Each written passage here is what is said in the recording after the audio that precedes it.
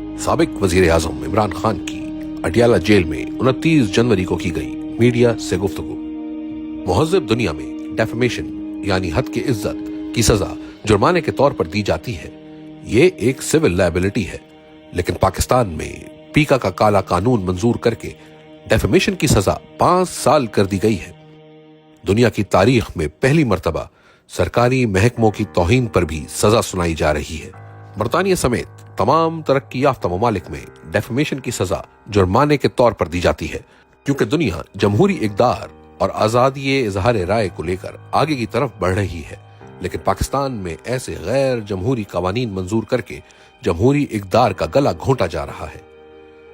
आज़ादी इज़हार राय और आज़ादी सहाफत का कत्ल किया जा रहा है।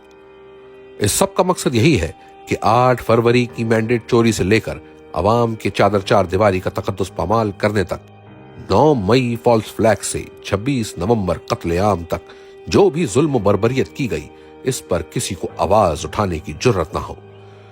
इस कठपुतली हुकूमत ने सिवाय गैर कानूनी तरामीम के जरिए अवामी बुनियादी हुकूक की तौहीन करने के कोई दूसरा कारनामा नहीं किया।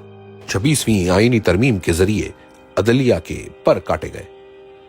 इस्लामाबाद हाई कोर्ट में सीनियर जजेस की मौजूदगी के बावजूद बाहर से चीफ जस्टिस की तकर्रुरी करने की कोशिश की जा रही है, जो काजी फाइज ईसा पार्ट 2 साबित होगा। हम इस तरह जजेस की तकर्रुरी की भरपूर मजम्मत करते हैं। चीफ इलेक्शन कमिश्नर के ओहदे पर तकर्रुरी भी मेरिट की बुनियादों पर होनी चाहिए, वरना सिकंदर सुल्तान राजा जैसे घिनौने किरदार जन्म लेते हैं जो अवाम के बजाय इस्टेब्लिशमेंट की खिदमत का फरीजा सर अंजाम देते हैं। सिकंदर सुल्तान राजा आर्टिकल 6 का मुस्तहिक है, क्योंकि इसने अवाम का मैंडेट दिन दहाड़े चोरी करके फॉर्म 47 की हुकूमत की सहूलतकारी की। 8 फरवरी को मुल्क भर में यौम सियाह मनाया जाएगा। इस दिन अवामी मैंडेट पर शब खून मारा गया। पहले इंतखाबात को मुलतवी कर दिया गया। 9 मई का ड्रामा रचाया गया ताकि तहरीक इंसाफ को कुचला जा सके।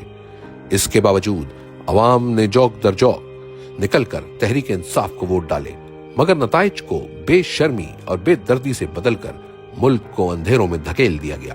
अब 8 फरवरी के डाके की पर्दा पोशी के लिए पीका और 26वीं तरमीम जैसे कवानीन मंजूर किए जा रहे हैं। एक झूठ छुपाने के लिए 100 झूठों का सहारा लेना ही पड़ता है। हुकूमत मुज़ाकरात की सूरत में ढोंग रचा रही थी। इससे इनके अपने चेहरे आया हुए हैं। ये कभी नहीं चाहेंगे कि जुडिशल कमीशन बने और 9 मई या 26 नवंबर की तहकीकात हो, क्योंकि इससे सच सामने आ जाएगा।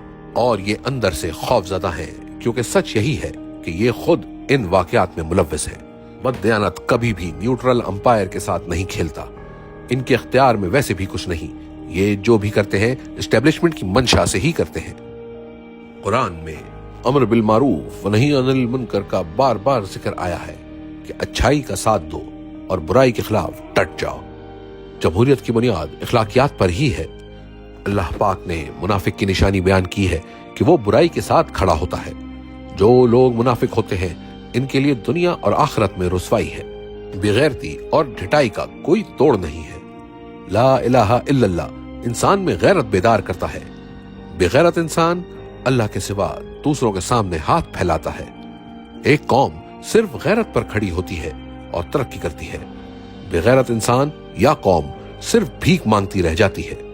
कोई भी कौम सिर्फ इंसाफ और कानून की हुक्मरानी से आगे बढ़ सकती है। इंसाफ वही लोग देते हैं जिनमें इखलाकियात जिंदा हों।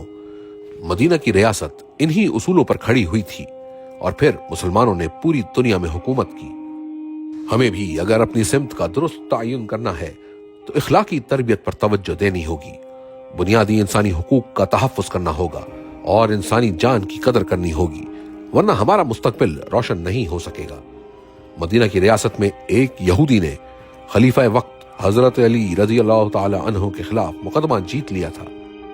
इंसाफ के ये उसूल इस्लामी मुआशरे की हकीकी रिवायात हैं जिन्हें हम फरामोश कर चुके हैं। इस्लाम और जमहूरियत के उसूलों को फरामोश करने की वजह से ही हमारी मुआशरत और मईशियत दोनों तबाह हैं। अगर हम हकीकी आज़ादी हासिल करना चाहते हैं तो हमें इन्हीं उसूलों को अपनाकर अपनी जिद्दोजहद जारी रखनी होगी। जो इंसान बेखौफ होकर सिर्फ अल्लाह से डरता है वही कामयाब होता है। जो खौफजदा रहता है वो कभी कामयाब इंसान नहीं बन सकता। जो इंसान कभी हार नहीं मानता वही मुराद पाता है। लिहाजा मेरी कौम ने कभी हार नहीं माननी।